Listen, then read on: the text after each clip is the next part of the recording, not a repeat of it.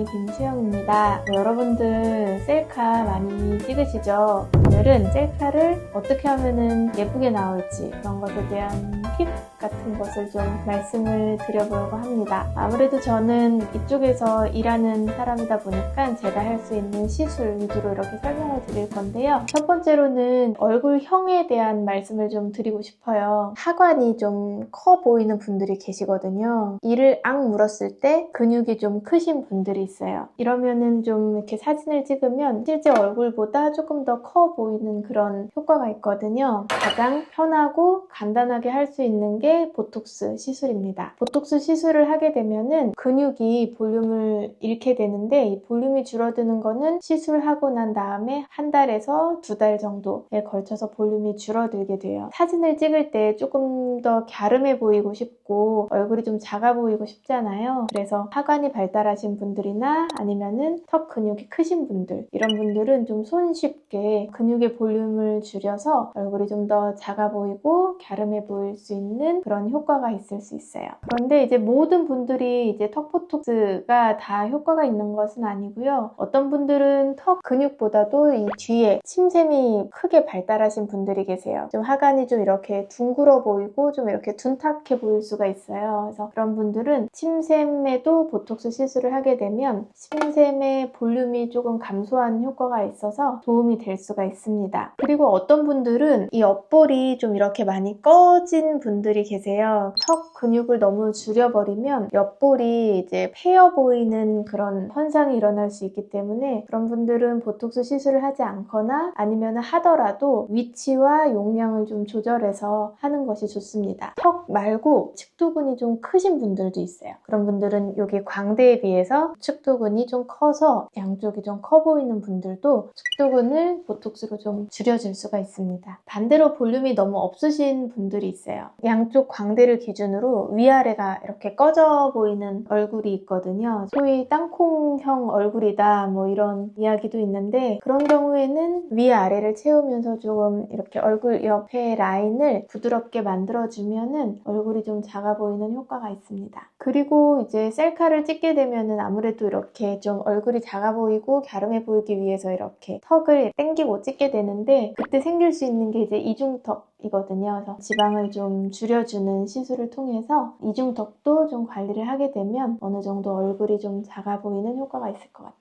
두 번째로는 이제 주름에 대한 것을 좀 말씀을 드리고 싶은데 주름을 없애기 위해서도 보톡스 시술을 많이 하게 되거든요. 그런데 제 생각에는 주름을 만드는 근육을 완전하게 차단을 했을 때 오히려 어색한 부위가 있는 것 같아요. 예를 들어서 우리가 웃을 때 쓰는 이렇게 눈가에 있는 근육들 과도하게 잡게 되면은 사진을 찍을 때 나는 웃지만 눈은 웃지 않는 그런 어색한 표정이 생길 수가 있어요. 그래서 저는 주름을 잡는 보톡스 시술을 할 때는 조금 자연스럽게 주름은 펴되 근육의 움직임은 어느 정도는 남아있게 하는 것이 좀 자연스러운 결과를 낼 수 있다고 생각을 합니다. 그리고 두 번째가 이제 이마인데요. 눈을 크게 뜰 때 이마 근육으로 눈썹을 올려서 눈을 뜨게 되는데 그럴 때 이제 이마의 가로로 주름이 잡히는 경우가 있어요. 이 이마 가로주름은 원래 나이에 비해서 조금 더 나이가 들어 보이게 하는 효과가 있기 때문에 이마에 있는 가로주름도 어느 정도 잡아주는 게 도움이 됩니다. 그래서 이마도 마찬가지로 주름은 펴되 이마 근육을 완전히 차단해버리면은 표정이 없어지면서 화가 난 사람처럼 보일 수가 있거든요. 그래서 이마 근육도 마찬가지로 완전하게 움직이지 않도록 차단하기보다는 어느 정도 눈썹은 움직일 수 있으나 주름은 펴지는 정도로 관리를 하면 좋을 것 같아요.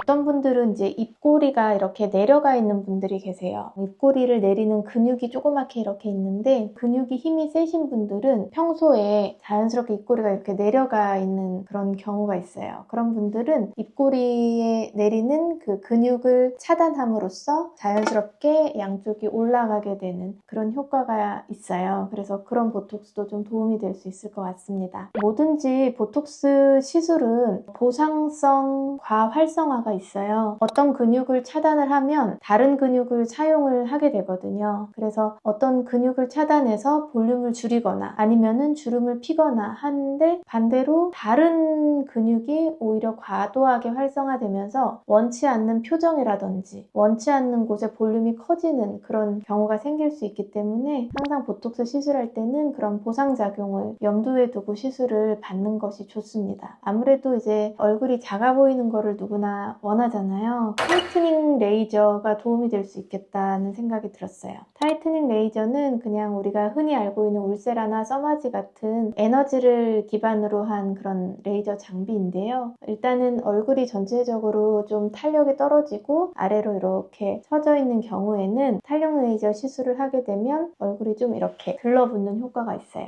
윤곽이 조금 이렇게 날렵해지고 좀 작아 보이는 효과도 있고 그런 것 같습니다. 마지막으로 우리가 이제 사진을 찍으면 가까이서 이렇게 셀카를 찍잖아요. 그러면은 이제 피부의 잡티라든지 모공이라든지 피부결 이런 게 이제 눈에 잘 띌 수가 있어요. 그래서 이렇게 잡티 같은 경우는 토닝 레이저라든지 그리고 모공도 고주파, 바늘 고주파 기기라든지 여러 가지 방법으로 모공을 줄여주면 보다 이렇게 매끈한 피부결을 가질 수 있을 것 같아요. 오늘은 셀카를 찍을 때 어떻게 하면 내 얼굴에서 조금 더 예뻐 보이게, 조금 더 작아 보이게, 좀 자연스럽고 깨끗하게 나올 수 있는지 그런 것들에 대한 방법을 말씀드려봤습니다. 이렇게 제가 말씀드린 여러 가지 방법들 중에서 내가 해당되는 게 뭐가 있나 이렇게 보시고요. 그런 것들을 이제 보완을 하시면 셀카 찍을 때 필터로 많이 찍는데 필터 없이도 예쁜 사진을 찍을 수 있을 거라고 생각합니다. 지금까지 성형외과 전문의 김수영이었습니다. 감사합니다.